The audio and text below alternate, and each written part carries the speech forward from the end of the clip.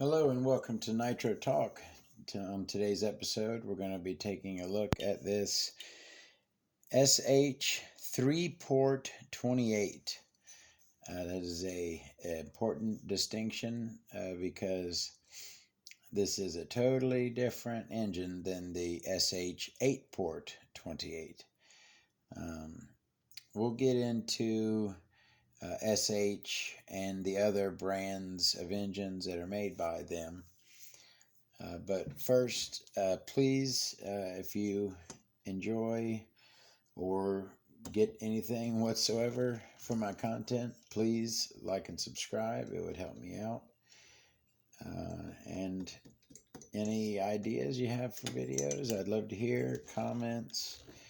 I'm certainly like interacting with. I like having the Nitro conversation. That's why I named the channel Nitro Talk. It's what I'm trying to do. And how far? I'm a minute and 12 in this video, and I'm already starting to ramble. So the SH 3-port 28 is an engine that comes in a lot of RTR vehicles, stuff like your Red Cat, Hurricane, Avalanche, stuff like that. Also came in stuff like the XTM XLB, came with a XTM branded SH 3-port 28. A very common replacement engine. They're super cheap. You can pick these up for right around a little over $100 and drop right into pretty much anything big block. And they're easy to run, reliable engines. This particular one is actually the one that I had modified many years ago. Did some port work on the sleeve, and I had posted the photos in the Facebook groups of the sleeve that I had done the work to. This is that engine. This is that sleeve. We're going to take another look at it here momentarily. I've had this engine in a number of vehicles, probably a couple Savages, a couple MGTs. That's it. It's a monster truck engine to me. So it's what I use it for. Whenever you're removing your pull start from the engine, it's a good practice. Take a screwdriver, slide it in there, and hold the contents of the pull start in place. Don't let the stuff in the pull start pop out of the pull start. If this piece here comes out, you could have a really bad day. You don't want to do that. So take our spring out, and we'll make sure that our pull start stays nice and intact. Looks like 2.5 millimeters for this back plate. We'll go ahead and hit that. So SH makes engines for Dynamite. They make LRP engines. A lot of RTR engines are going to be SH. Like very famous engines like the Big Red engine. That's an SH engine. What are arguably and very well argued the best monster truck engines, hands down, the LRP 28 and 30. Those are SH engines. So SH makes a wide range. This is towards their bottom end of their line. But again, Now, before I take the back plate off, even though this being a pull start 28, I'm like 95% sure this isn't going to have an interference back plate, but it's always good practice to make sure you're at the top, your piston's at the top before you try to remove a back plate.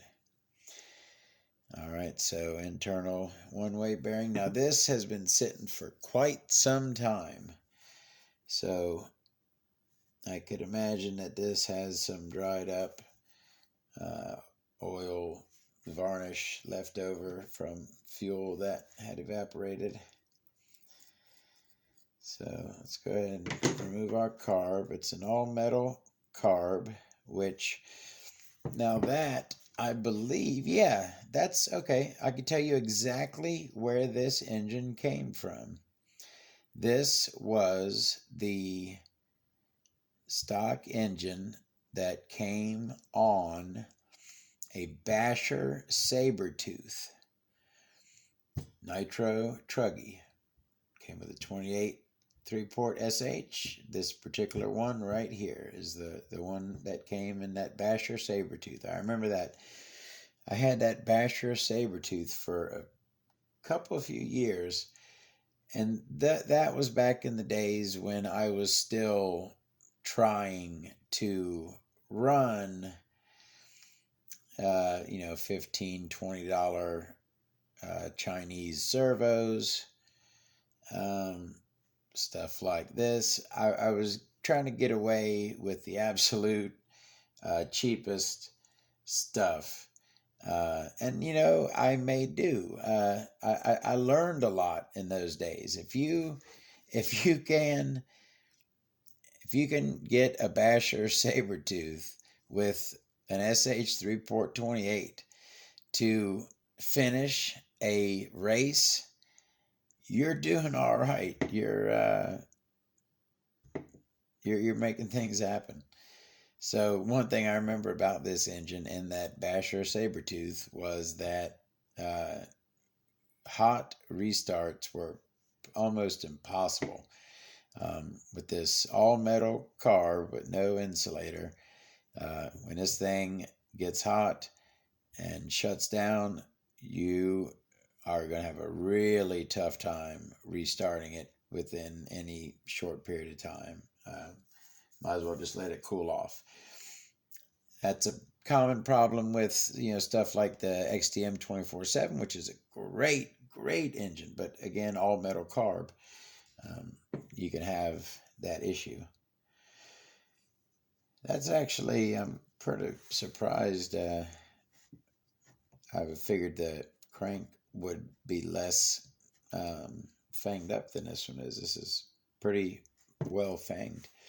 So let's take a look and see. That I am ashamed. Now, number one, it's not very well Todd turboed. It is sitting too low. It needs to come up. But the second thing, can you see what I had again? Yes, I'm an experimenter. I like to tinker. I like to try different things. What do you see there? I mean, they're not, certainly not, and this was a long time ago. Don't take it out on me. You have to learn sometime. These are some not very well done at all, half-assed done actually, sing grooves. Who knows what sing grooves are? Those aren't even grooves. Those are just look like the beginning of marks where grooves would go. But that's how I think the sing grooves are supposed to be set up. One straight across with a couple extras maybe on the exhaust side, or the intake side, I don't remember. But that right there, I had totally forgotten about that. I didn't know I was going to find that when I opened this. That was me experimenting with sing grooves way back in the day, or whatever that was. It was supposed to be sing grooves, but those certainly aren't grooves. All right, so is this thing, I believe, yeah, because, it's gonna make, I guess since I already got the video going, let me think on my feet and try to unlock this thing without making a super duper mess or taking all night. Let me see if I can fairly quickly loosen this thing up. So, of course, your nitro fuel will dissolve the varnish left behind by nitro fuel because it is dissolved into the nitro fuel. There, come on now. Come on, people now. All right. So once you get a little bit of the fuel in there, it loosens up pretty quickly and easily. You really just got to get it unlocked, and then you can kind of rotate it. Now this certainly needs a full cleaning. This is not, I'm not going to just put this back together. This is going to go in the ultrasonic bath and get a proper cleaning. But that was just unlocking it so that we can try to remove this piston. Of course, it's going to be a pain.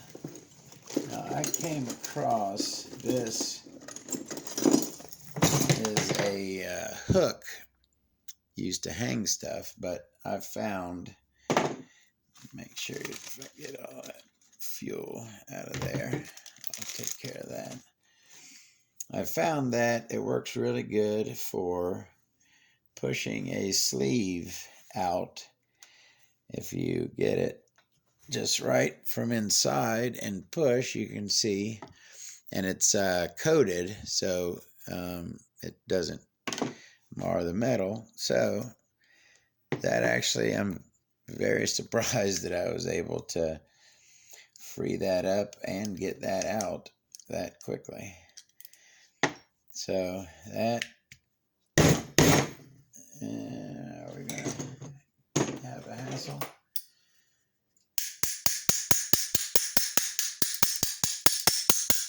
Boy, that thing is in there.